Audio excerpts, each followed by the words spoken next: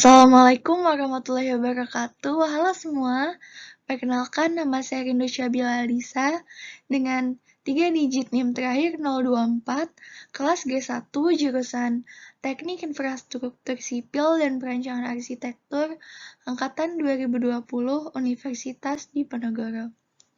Di sini saya akan menjelaskan soal UTS yang telah saya kerjakan. Berikut adalah soalnya, yaitu mengenai struktur rangka batang. Pertanyaannya adalah, hitunglah gaya-gaya batang dari struktur rangka batang di atas dengan A. Metode kesetimbangan titik buhul, B. Metode Ritter, dan C. Cremona. Baiklah, yang pertama kita menggunakan metode kesetimbangan titik buhul. Langkah-langkah pengerjaannya adalah, yang pertama, kita harus menggambar rangka batang yang ada. Lalu, beri nama batangnya. Di sini saya memberi nama F1, F2, F3, dan seterusnya sampai F13. Selanjutnya, kita harus menghitung reaksi tumpuan, yaitu RAV, RBV, dan RAH. Yang pertama, kita mencari RAV dengan menggunakan sigma MB sama dengan 0, yaitu dengan cara RAV dikali jarak RAV sampai titik B. Begitu pula dengan P1.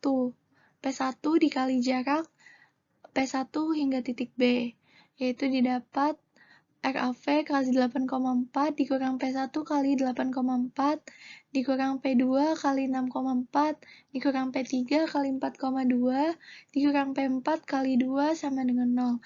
Sehingga dapat dihasilkan bahwa RAV sama dengan 40 kN. Selanjutnya yang kedua, kita meninjau sigma MA sama dengan 0. Maka, sama seperti tadi caranya, yaitu min RBV kali 8,4 ditambah P5 kali 8,4 ditambah P4 kali 6,4 ditambah P3 kali 4,2 ditambah P2 kali 2 sama dengan 0. Maka didapat RBV sama dengan 40 kN.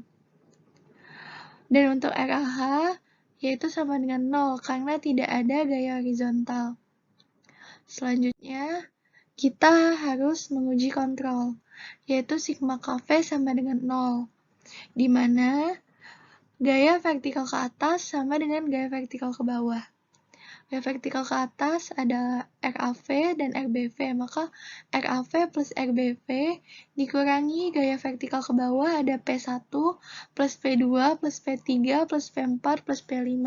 Sehingga dimasukkan angkanya 40 ditambah 40 dikurangi 14 tambah 15 tambah 22 tambah 15 tambah 14 sama dengan 0. Maka 80 dikurangi 80 sama dengan 0. Maka 0 sama dengan 0. Maka persamaan ini terbukti. Selanjutnya, kita harus analisis besar sudut untuk meninjau buhul-buhul. Yang pertama ada sudut 1 yang didapat dengan cara mencari AV terlebih dahulu karena AV tidak diketahui untuk mencari cos dan sin. Maka AV didapat dengan cara akar AF kuadrat ditambah CF kuadrat. Maka AF sama dengan akar 2 kuadrat ditambah 2,4 kuadrat. Sehingga didapat AF sama dengan 3,124. Selanjutnya kita mencari cos A sama dengan AC per AF. Maka cos A 2 dibagi 3,214 hasilnya 0,64. Maka sudut A besarnya 50 derajat. Selanjutnya sin A sama dengan CF dibagi AF. Maka sin A 2,4 dibagi 3,124.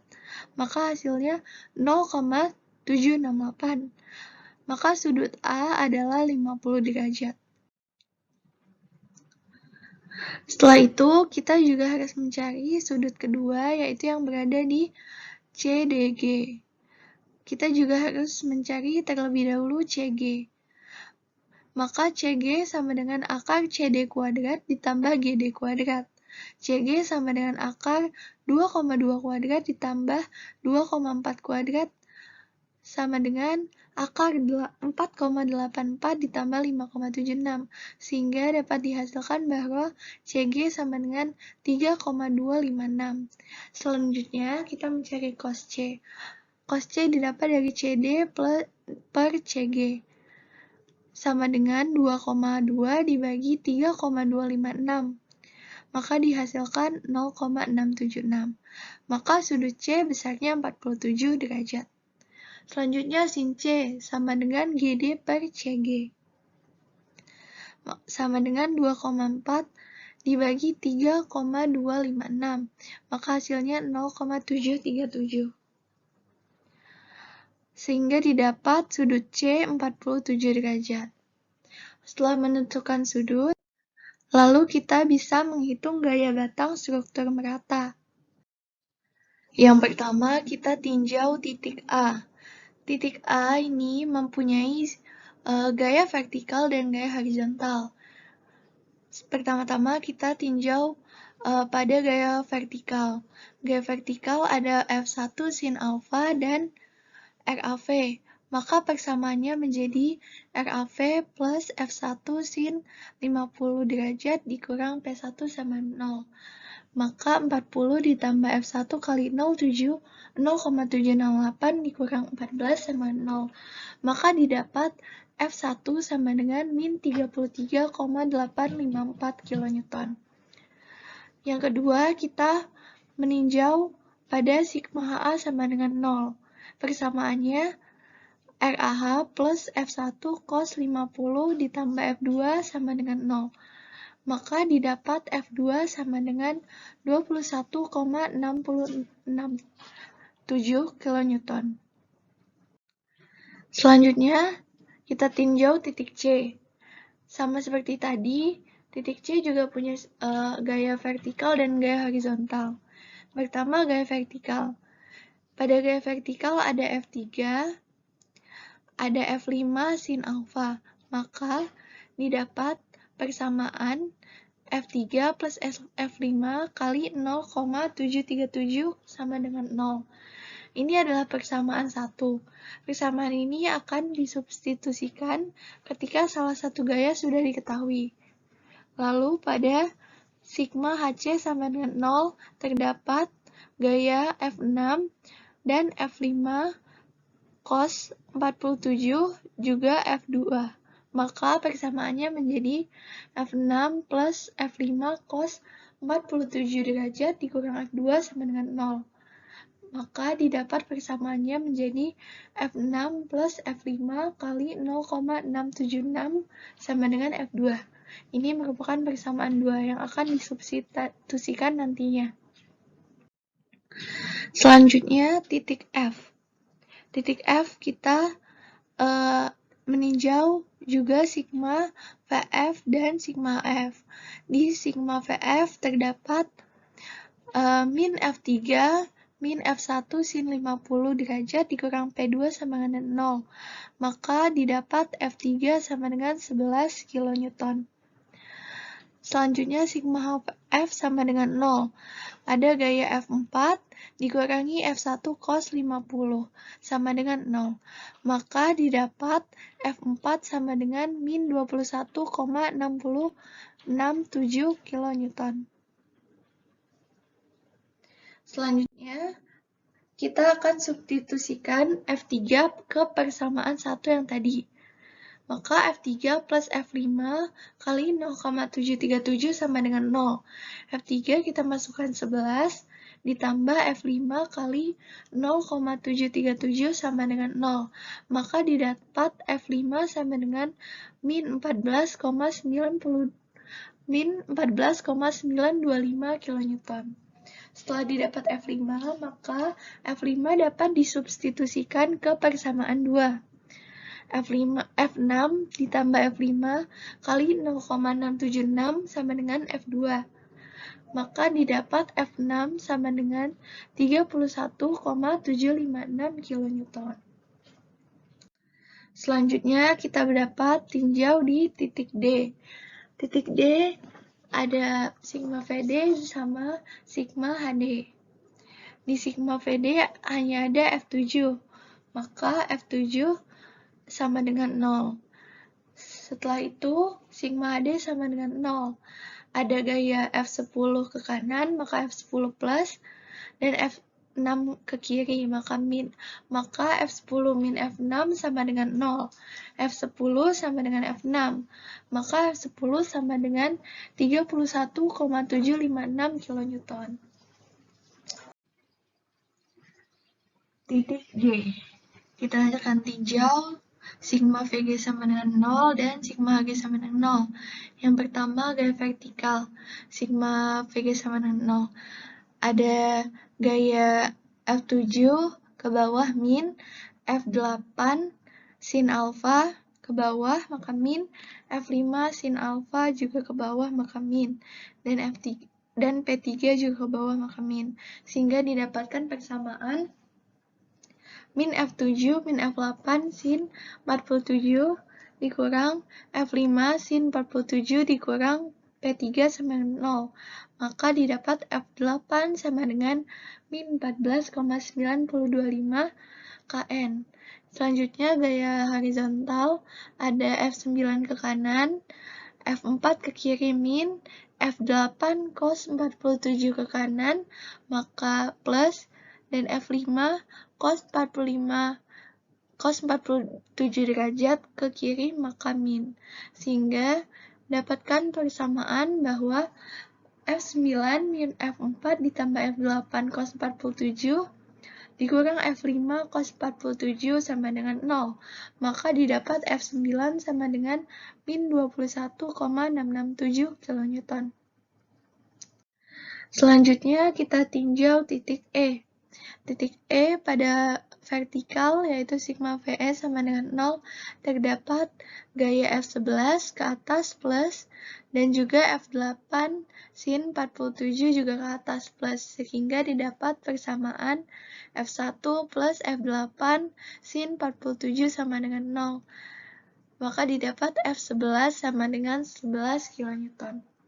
Pada gaya horizontal sigma HE sama dengan 0 terdapat F13 ke kanan plus, F10 ke kiri min, dan F8 cos 47 maka ke kiri min. Didapat persamaan F13 min F10 min F8 cos 47 sama dengan 0. Maka F13 sama dengan 21,667 kN. Yang terakhir titik B. Pada titik B ada sigma VB sama dengan 0. Ini adalah gaya vertikal. Di gaya vertikal ada RBV ke atas plus, F12 sin 50 ke atas plus, dan yang terakhir P5 ke bawah min. Berarti RBV plus F12 sin 50 min P5 sama dengan 0. Maka hasil F12 didapat min 33,854 kN. Selanjutnya pada sigma HB sama dengan 0, kita tinjau gaya horizontal, yaitu ada F13 ke kiri yaitu min, F12 cos alfa ke kiri juga min, sehingga didapat persamaan min F13 min 12 cos 50 sama 0. Maka didapat min 21,667 ditambah 21,667 sama dengan 0.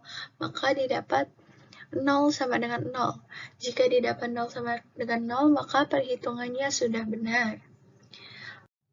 Baiklah, selanjutnya kita masuk ke metode Ritter atau potongan. Langkah-langkah untuk metode Ritter yaitu yang pertama adalah membuat gambar dari struktur rangka batang. Setelah itu kita beri nama rangka batangnya. Di sini saya beri nama F1, F2, F3 sampai F13. Yang selanjutnya kita akan memotong rangka seminimum mungkin sampai semua batang terpotong.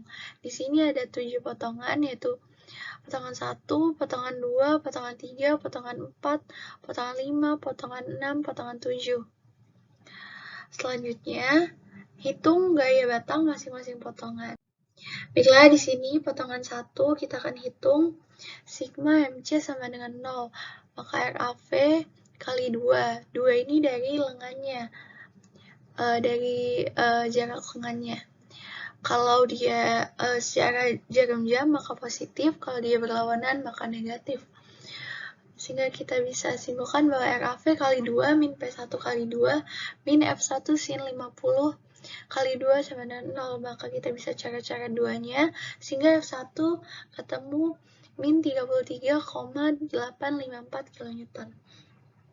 Pada sigma MF sama dengan 0, yaitu didapat RAV kali 2 min P1 kali 2 min F2 kali 2,4, sehingga didapat F2 sama dengan 21,667 kN. Selanjutnya pada potongan 2, yaitu sigma MC sama dengan 0, yaitu F4 kali 2,4 dikurang F1 cos 50 kali 2,4. 2,4 bisa dicoret sehingga didapat F4 sama dengan min 21,667 kN. Pada sigma MA sama dengan 0, yaitu didapat min F3 kali 2 min F1 sin 50 dikurang P2 kali 2 sama dengan 0. Maka 2 bisa kita coret, kita dapat F3 sama dengan 11 kN. Selanjutnya pada pertemuan 3 ada sigma MD sama dengan 0, yaitu F4 kali 2,2 ditambah F5 sin 47 kali 2,2 sama dengan 0. Sehingga 2,2 bisa kita coret, didapat F5 sama dengan min 14,925 kN. Kemudian selanjutnya sigma MA sama dengan 0, F6 kali 2,4 dikurang F5 cos 47 kali 2,4 dikurang F2 kali 2,4 sama dengan 0, sehingga didapat F3 sama dengan 11 kN. Selanjutnya pada sigma MG sama dengan 0, F10 kali 2,4 dikurang F6 kali 2,4 sama dengan 0. 2,4 bisa kita coret sehingga F10 sama dengan F6, maka F10 sama dengan 31,756 kN. Sigma MF sama dengan 0, yaitu F7 kali 2,2 sama dengan 0, maka F7 sama dengan 0. Pada potongan 5 ada sigma MH sama dengan 0, didapat min F7 kali 2,2 dikurang F8 sin 47 kali 2,2 dikurang F5 sin 47 kali 2,2 dikurang P3 kali 2,2 sama dengan 0. Maka didapat F8 sama dengan min 14,925 kN. Selanjutnya sigma MD sama dengan 0, didapat F9 kali 2,4 ditambah F8 cos 47 kali 2,4 dikurang F4 kali 2,4 dikurang F5 cos 47 kali 2,4 sama dengan 0. Sehingga 2,4 dapat kita coret, lalu didapat F9 sama dengan min 21,667. Selanjutnya pada potongan 6 ada sigma MH sama dengan 0. Didapat F13 kali 2,4 min F10 kali 2,4 min F8 cos 47 kali 2,4 kali sama dengan 0. Sehingga didapat F13 sama dengan 21,667 kN. Pada sigma MB sama dengan 0 didapat F11 kali 2 ditambah F8 sin 47 kali 2 sama dengan 0. Sehingga didapat F11 sama dengan 11 kN. Pada potongan terakhir yaitu potongan 7, kita akan tinjau sigma MS sama dengan 0, didapat F12 sin 50 kali 2 dikurang P5 kali 2 ditambah RBV kali 2 sama dengan 0. Maka didapat F12 sama dengan min 33,854 kN. Baik semuanya, kita sampai ke metode yang terakhir yaitu metode Cremona. Metode Cremona ini memiliki beberapa langkah-langkah. Yang pertama, kita harus menggambar soalnya terlebih dahulu, seperti ini. Lalu menentukan reaksi tumpuan secara grafis. Yang kedua, menentukan skala grafis, lalu gambar rangka batang, dan yang terakhir susun gaya batang. Syarat perhitungan untuk gaya batang dengan metode Cremona yaitu yang pertama, ketentuan arah gaya batang. Jika dia menuju titik buhul dengan tanda min, berarti tekan. Jika dia meninggalkan titik buhul dengan tanda plus, berarti tarik. Yang kedua, jumlah gaya batang yang belum diketahui maksimal 2 batang. 3. Dengan rangka batang yang sama, baik simetris, rangka dua gayanya, maka besarnya gaya batang sama. Yang keempat, pada awal waktu melukis gaya batang, maka dari titik awal harus kembali ke titik awal lagi. Baiklah, kita pertama-tama menentukan reaksi tumpuan secara grafis. Yang pertama, kita menentukan secara skala grafis, yaitu di sini saya menggunakan skala 1:5. Lalu gambar rangka batang dari gaya yang bekerja pada konstruksi. Di sini ya. Lalu menyusun gaya-gaya batang dalam satu garis vertikal bila tidak ada garis horizontal. Yang ketiga, menyusun titik nol atau titik kutub di sembarang tempat. Saya pilih di sini. Yang keempat, menghubungkan gaya-gaya pangkal dan ujung dengan titik. Seperti ini, kita hubungkan sampai titik nol. Sehingga menghasilkan jari kutub A, B, C, D, E, F. Selanjutnya, masing-masing jari kutub kita pindahkan saling sejajar, saling berpotongan dengan garis gaya kerja, yaitu kita pindahkan ke sini. Ini A, kita pindahkan ke sini, lalu dilanjutkan dengan B, maka jadi B aksen, C jadi C aksen, D menjadi D aksen, lalu dilanjutkan dengan E jadi E aksen, lalu yang terakhir F aksen. Membuat garis penutup 1 dan potongan jari-jari kutub, AA memotong garis kerja P lalu dihubungkan dengan jari-jari kutub FF yang memotong RAV. Garis penutup di garis sejajar memotong titik nol sehingga menghasilkan RAV dan RBV.